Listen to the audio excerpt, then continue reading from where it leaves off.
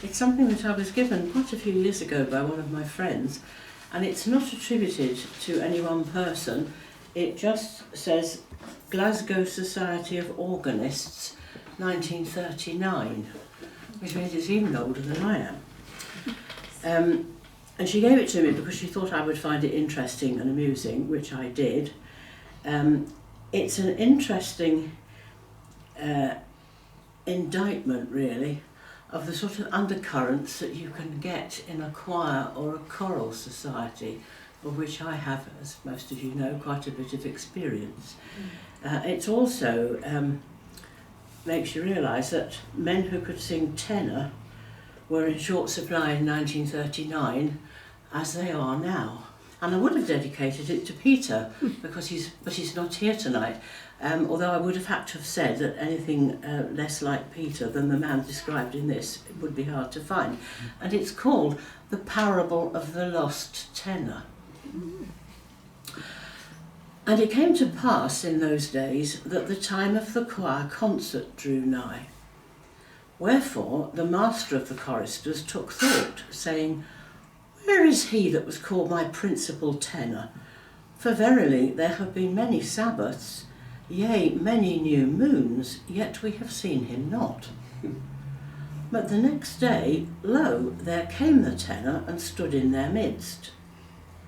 And when the master of the choristers beheld him, he ran and fell on his neck, and all but kissed him, saying, Mine eyes have beheld our salvation. These many days have we sorrowing sought thee, and knew not what might have befallen thee. Now I beseech thee, lift up thine eyes, and behold the calendar. For verily the time is at hand that our concert will be delivered. Do thou therefore come up to my dwelling this very night, and thy handmaiden with thee, and ye shall sup with me, and we shall gather round our stringed instrument, and dwell upon some of the more exalted passages in the music. And it came to pass, even as he foretold. But when the sopranos heard it, they murmured, saying, These many years have we served thee, and thy precious concerts, and thou didst never bruise for us the juice of the coffee bean, nor offer us the salvation of so much as an acid drop. But when thy principal tenor, so called, is come, who has wasted his substance at bridge clubs, dog tracks, and riotous living, thou hast brought forth the potted meat, and the splashing siphon, and the noise of the feasting and screeching hath kept awake the whole land.